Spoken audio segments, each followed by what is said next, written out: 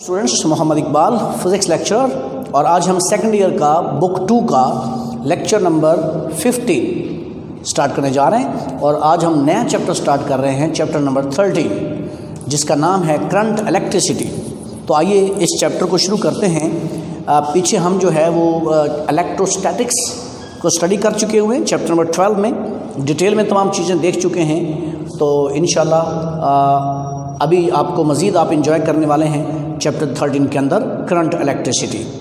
तो आइए हम डिफ़ाइन करते हैं। आज के टॉपिक में हम करंट को डिफ़ाइन करेंगे, इसके यूनिट को डिफ़ाइन करेंगे, और फिर हम जो है वो चार्ज कैरियर्स की बात करेंगे, ठीक है।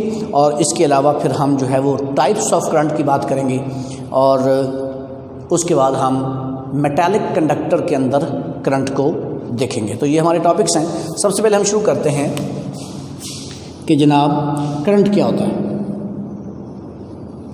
करंट आमतौर पे इसको आई से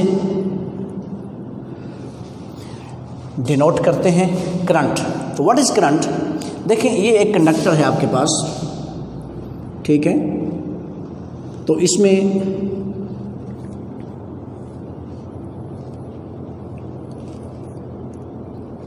चार कैरियर्स तो हैं, जैसे कि मेटालिक कंडक्टर के अंदर इलेक्ट्रॉन्स हैं, वो फ्री हैं मूव करने के लिए, अवेलेबल होते हैं। तो अगर आप इसको बैटरी से कनेक्ट कर देते हैं, एक इस पर पोटेंशियल डिफरेंस अप्लाई कर देते हैं, हाई और लो, तो अब आपका ये कंडक्टर जो है वो बैटरी के साथ कनेक्ट हो गया। तो इसमें आपका ये इलेक्ट्रिक फील्ड जनरेट हो गया, ये पॉजिटिव एंड और ये नेगेटिव एंड। तो आपने इस बैटरी, इस कंडक्टर के अक्रॉस क्या अप्लाई कर दिया? पोटेंशियल डिफरेंस अप्लाई कर दिया। आमतौर पे पॉजिटिव टर्मिनल को आप हाई पोटेंशियल पे लेते हैं, नेगेटिव टर्मिनल को आप लो पोटेंशियल पे लेते हैं। तो आपने इस कंडक्टर को पोटेंशियल डिफरेंस अप्लाई कर दिया, ठीक है। अब इसके अंदर मौजूद हर चार्ज कैरियर्स, हर चार्ज जो है वो क्या करेगा? वो जाहिर है कि फोर्स महसूस करेगा। कौन सी force? Fe is equal to QE। Positive charge के लिए फोर्स महसूस करेगा किधर? इलेक्ट्रिक फील्ड की डायरेक्शन में, अगर पॉजिटिव चार्ज होगा। तो इससे क्या होगा? ये चार्ज जो है वो हाई पोटेंशियल से लो पोटेंशियल की तरफ मूव करेंगे। तो इससे क्या होगा? करंट डेवलप हो जाएगा। तो what is current? Current means flow of charge. तो चार्ज को क्या मजबूरी है कि वो फ्लो करे? चार्ज को मजबूरी ये है कि बेचारे के ऊपर इलेक्ट्रिक फोर्स अप्लाई हो जाती है, वो एक इलेक्ट्रिक फील्ड के अंदर आता है। जब एक इलेक्ट्रिक फील्ड के अंदर आता है तो लाजमी बात है उस पर फोर्स अप्लाई होगी, तो चार्ज वो मूव कर सकता है। इसका मतलब है, मैं ये बात अगर आपसे करूं कि when a conductor is connected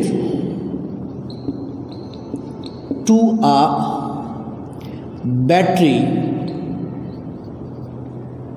ठीक है, या EMF सोर्स, वो जनरेटर भी हो सकता है, then a potential difference is developed across its ends, ठीक है। thus फिर इलेक्ट्रिक फील्ड जनरेट हो जाता है। इलेक्ट्रिक फील्ड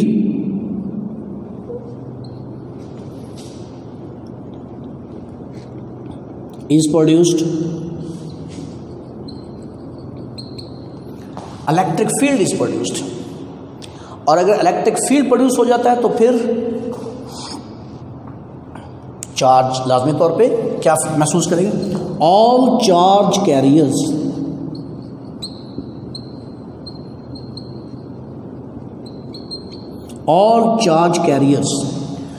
वो चार्ज कैरियर्स कैसे होंगे?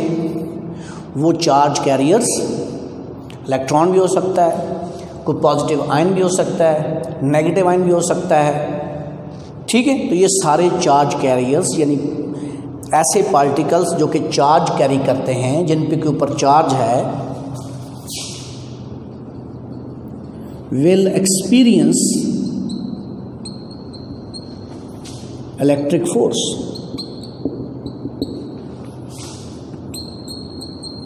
Electric force. अच्छा, thus charge flows. Charge flow करता है and an electric current is developed.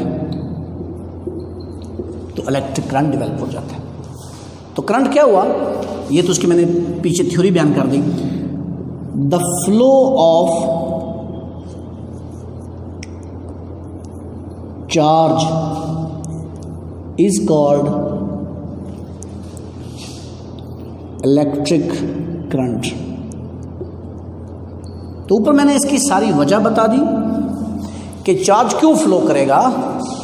जब फ्लो करेगा तो उससे हम कहेंगे करंट डेवलप हो गया। लेकिन आपका सवाल तो बनता है ना, ये तो क्वालिटेटिव डेफिनेशन हो गई कि हाँ भाई करंट डेवलप हो जाता है। लेकिन असल बात तो तब है जब हम ये कहते हैं कि भाई क्वांटिटेटिवली आप इसको कैसे डिफाइन करेंगे।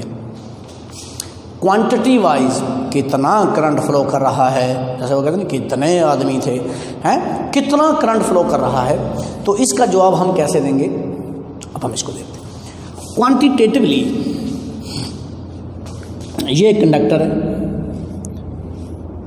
आप यहाँ पे एक पॉइंट लेते हैं, फॉर एग्जांपल यहाँ पे ये पॉइंट ए है, चलो इसको पॉइंट बी कहते हैं। अब यहाँ से चार्ज फ्लो करता है इस तरफ। अच्छा, तो डेल्टा टी टाइम में कितना चार्ज फ्लो करेगा, फॉर एग्जांपल वो फ्लो करेगा डेल्टा क्यू। डेल्टा क्यू, और डेल्टा क्यू से मुराद क्या होगा, कूलम में कितने कूलम चार्ज फ्लो करा, 10 कूलम 25 कूलम, कितने कूलम चार्ज फ्लो किया है डेल्टा टी टाइम में।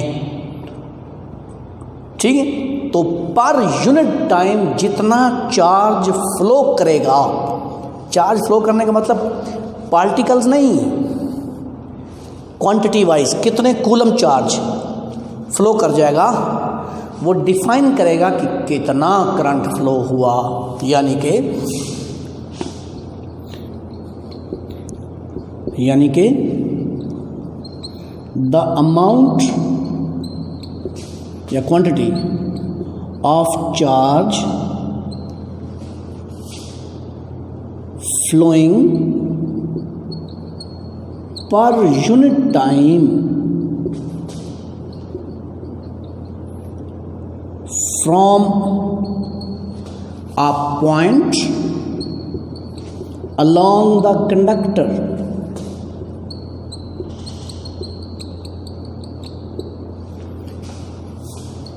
is called current या equal to current। क्वांटिटेटिवली इतना करंट होगा, मतलब I is equal to delta Q upon delta T.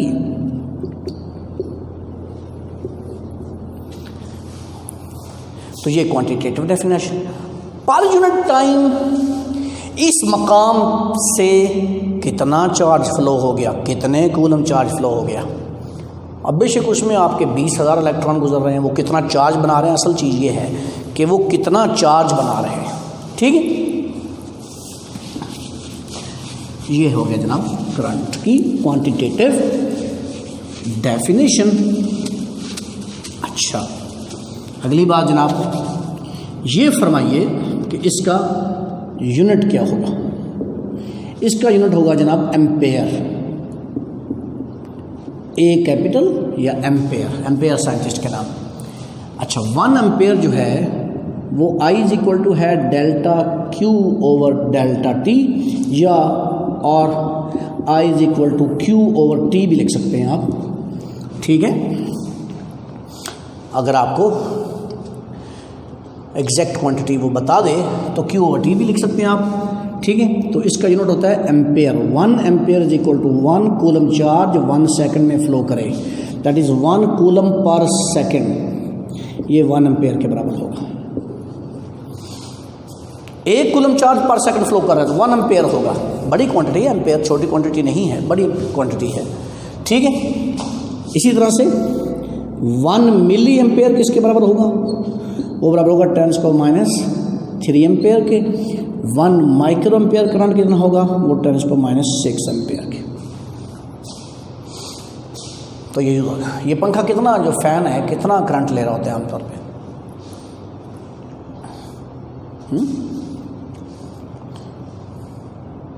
1 से तकरीबन 1 एम्पेयर से लेकर मैक्सिमम 3 एम्पेयर, इससे ज़्यादा नहीं होता, ठीक है। और एसी कितना ले रहा होता है, आई थिंक सो कि एसी जो है वो जब स्टार्ट करते हैं कमरा गर्म हो तो 5 से 7 एम्पेयर शुरू में खींचता है, आमतौर पे 7 कहते हैं। फिर जैसे जैसे कमरा ठंडा होता जाता है तो फिर कम होता जाता है, आखिर में ये 3-4 पे मेंटेन कर जाता है एम्पेयर, ठीक है। करंट इतना ड्रॉ करता है। तो 1 ampere is equal to 1 coulomb per second, 1 milli ampere is equal to 10⁻³ ampere, 1 micro ampere 10⁻6 ampere, ये हो गया करंट का यूनिट, ठीक हो गया। अच्छा, अब यहाँ पे 1-2 बातें मैं और कर दूँ, फिर हम आगे चलते हैं।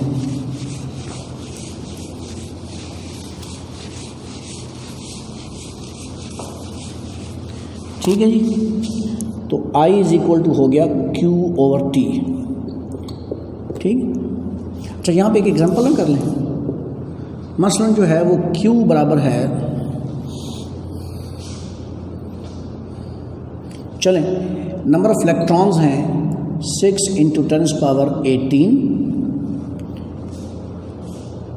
और टाइम है 15 सेकेंड्स, तो कितना करंट होगा। इलेक्ट्रॉन पास हुए, इतने इलेक्ट्रॉन फ्लो किए, n दिया है, तो अब यहाँ करंट कैसे निकालेंगे।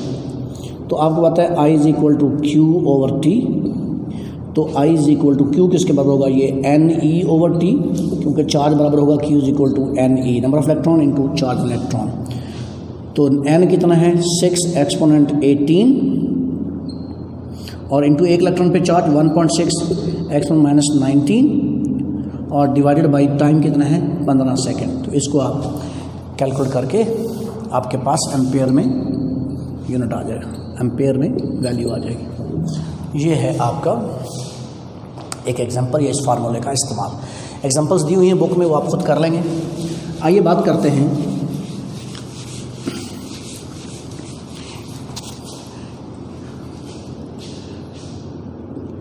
Types of charge carriers।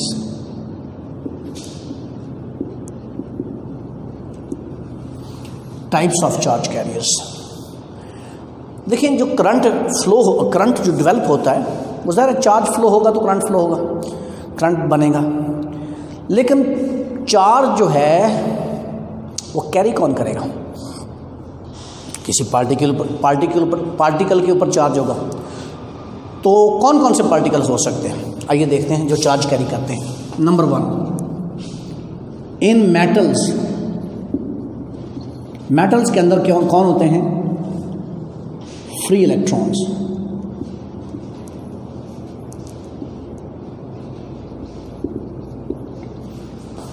तो मेटल्स के अंदर इलेक्ट्रॉन्स होते हैं जो चार्ज कैरी करते हैं, ठीक है। इन गैसेस क्या होते हैं, गैस के अंदर क्या होता है, पॉजिटिव आयंस एंड इलेक्ट्रॉन्स, ये चार्ज कैरियर होते हैं। गैस में से करंट गुजरता है तो कैसे गुजरता है, हम उसका थोड़ा प्रेशर सेट करते हैं, आमतौर पर थोड़ा लो प्रेशर करते हैं। फिर एक एनोड होता है, एक कैथोड होता है। एनोड और कैथोड के दरमियान एक पोटेंशियल डिफरेंस अप्लाई करते हैं। वो क्या करता है, वो गैस को आयोनाइज करता है। गैस जब आयोनाइज होती है तो उसका मतलब क्या, उसमें से इलेक्ट्रॉन निकलते हैं और पीछे पॉजिटिव आयंस बच जाते हैं। तो इलेक्ट्रॉन किधर जाएंगे, वो एनोड की तरफ जाएंगे, और पॉजिटिव आयन किधर जाएगा, वो कैथोड की तरफ जाएगा। ये आपने पढ़ा हुआ है, केमिस्ट्री के अंदर भी पढ़ा होगा। तो गैसेस के अंदर, गैस के अंदर से जो करंट फ्लो कर रहा है उसमें कौन सी दो चीज़ें इन्वॉल्व हैं? Electrons and positive ions. In liquids या सॉल्यूशंस, मुख्तलिफ चीज़ों के सॉल्यूशन, सोडियम क्लोराइड का सॉल्यूशन, शुगर का सॉल्यूशन, एसिड बेस सॉल्यूशन जो होते हैं, लिक्विड यानी कि इनमें करंट फ्लो करता है। तो इनमें फ्लो किस वन से करता है? Positive ions and negative ions. Negative ions ये दोनों इसमें कंट्रीब्यूट करते हैं। चौथा है इन सेमीकंडक्टर, इन सेमीकंडक्टर्स, सेमीकंडक्टर के अंदर जो करंट फ्लो होता है वो होता है किस वजह से? इलेक्ट्रॉन्स और नंबर 2 होल्स। ये दो तरह के होल्स क्या है ये हम ज़रा अभी बहुत कबल वक्त है इसको बताना। इसको हम जाके चैप्टर नंबर 17 के अंदर सॉलिड स्टेट फिज़िक्स के अंदर जाके देखेंगे जब हम सेमीकंडक्टर को पढ़ना शुरू करेंगे। और सेमीकंडक्टर कौन सी डिवाइसेस होती हैं? ये सिलिकॉन और जर्मेनियम की बनी होती हैं, जैसे कि आपका कंप्यूटर का या आपके मोबाइल का प्रोसेसर, या मुख्तलिफ चिप जो होती हैं, ऑडियो चिप, वीडियो चिप, या बहुत सारी चिप्स होती हैं इलेक्ट्रॉनिक डिवाइसेस। तो ये सेमीकंडक्टर डिवाइसेस इनको हम कहते हैं, ये सिलिकॉन और जर्मेनियम की बनी होती हैं सेमीकंडक्टर डिवाइसेस। तो इनमें करंट फ्लो करता है इलेक्ट्रॉन्स और होल्स की वजह से। What is a hole? तो इसको हम चैप्टर 17 का देखेंगे। फिलहाल आप इसको फॉर ग्रांटेड देख लीजिए, ये चीज़ है। तो अब हम आज एक चीज़ लास्ट पढ़ लेते हैं, तो उसको आपने तैयार कर लेना है। Types of currents.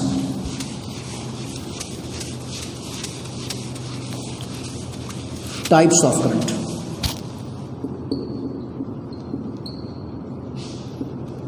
Types of currents. Number 1 conventional current,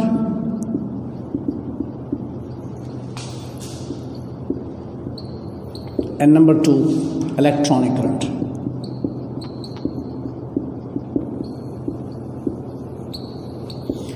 conventional current and electronic current. अच्छा जी, कन्वेंशनल करंट क्या है? कन्वेंशनल करंट और इलेक्ट्रॉनिक करंट, इसमें फ़र्क क्या है? करंट तो करंट होता है, दोनों की यूनिट एम्पेयर ही होता है, लेकिन आमतौर पे कन्वेंशनल का मतलब रवायती। देखें, ये आपका एक कंडक्टर है और आपने इसको बैटरी के पॉजिटिव से जोड़ा हुआ है, ठीक है? तो जो पॉजिटिव है, यानी ये पॉजिटिव है, ये नेगेटिव है, तो इसके अंदर एक पॉजिटिव चार्ज है, वो किधर मूव करेगा? वो पॉजिटिव टर्मिनल से नेगेटिव टर्मिनल की तरफ फ्लो करेगा। और अगर इलेक्ट्रॉन होंगे तो इलेक्ट्रॉन को हम किधर लेते हैं? वो नेगेटिव से पॉजिटिव तरफ फ्लो करेगा। तो डायरेक्शन के एतबार से जो करंट की टाइप्स हैं विद रिस्पेक्ट टू डायरेक्शन, वो दो हैं, कन्वेंशनल और इलेक्ट्रॉनिक। कन्वेंशनल करंट ये होता है कि वो करंट पॉजिटिव से नेगेटिव की तरफ फ्लो करता है, यानी यूं करके पॉजिटिव से नेगेटिव की तरफ फ्लो करता है, तो उस करंट को हम क्या कहते हैं? कन्वेंशनल करंट, ठीक है? तो इसके जो अगर आप कैरेक्टर्स लिखेंगे क्या होता है? From positive to negative terminal, that is from high potential to low potential.